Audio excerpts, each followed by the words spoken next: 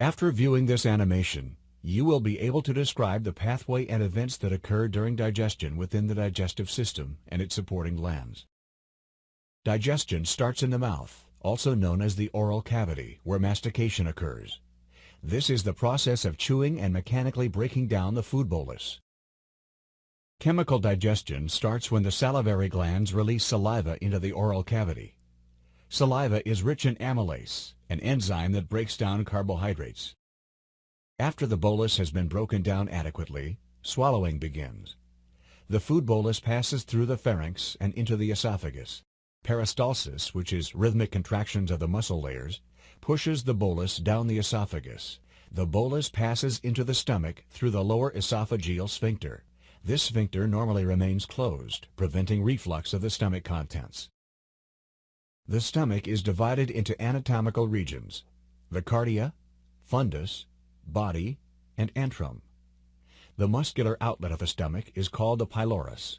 The surface of the lumen is covered in folds called rugae. Peristaltic contractions continue in the stomach, churning and mixing the food bolus with hydrochloric acid and the digestive enzyme pepsin. Neural and hormonal stimulation causes the release of pepsin by the stomach, which starts the chemical digestion of proteins.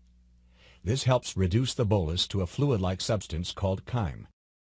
When the chyme reaches its proper softness, the pylorus opens and the chyme is slowly released into the first portion of the small intestine, called the duodenum.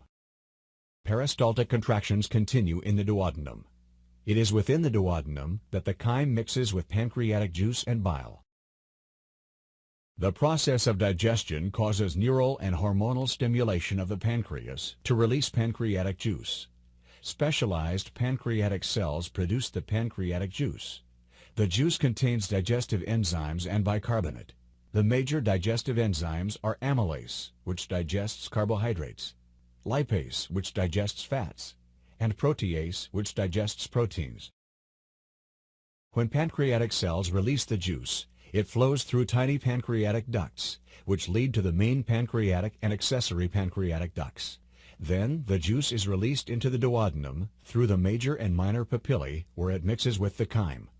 In order to protect the pancreas, protease is released in an inactive form and is activated once it reaches the duodenum.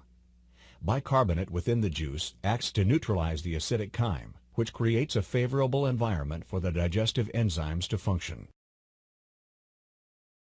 Located above and in front of the pancreas, the liver has many roles, including the maintenance of metabolic homeostasis. The liver maintains this because it receives most of the blood flow via the portal venous system from the small and large intestines. This blood contains nutrients absorbed during digestion. The liver processes these nutrients and vitamins and helps detoxify the blood passing through the portal venous system. Another role of the liver is the production of bile, which is a liquid that contains bile salts and other substances.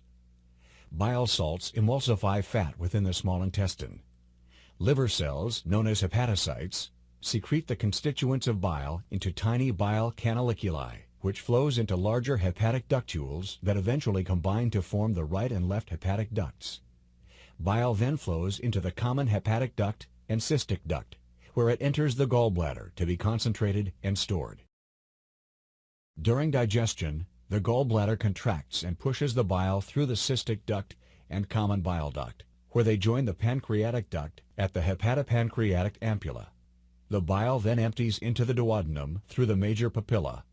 The bile mixes with the chyme and helps to digest fat. The chyme continues to mix with the digestive enzymes as it moves through the duodenum and into the jejunum, the second portion of the small intestine. Nutrients from the digested food are absorbed into the bloodstream in the jejunum. The bolus moves through the jejunum and reaches the ileum, where there is more nutrient absorption. The unabsorbed portion of the bolus passes out of the ileum and into the large intestine through the ileocecal valve. The first portion of the large intestine is called the cecum. The main function of the large intestine is to absorb water and solutes, such as fatty acids, which help concentrate and form the stool. The bolus is pushed by a peristaltic wave up and through the ascending colon, which passes through the first major bend in the colon, the hepatic flexure. The bolus is now pushed through the transverse colon and then travels through the second major bend, the splenic flexure. Then the bolus moves down the descending colon and into the sigmoid colon before entering the rectum. The formed stool enters and is stored in the upper portion of the rectum. The anus contains anal sphincter muscles that remain tightly closed until neural input causes the rectum to widen. Then the stool descends, the anal sphincter relaxes, and defecation occurs.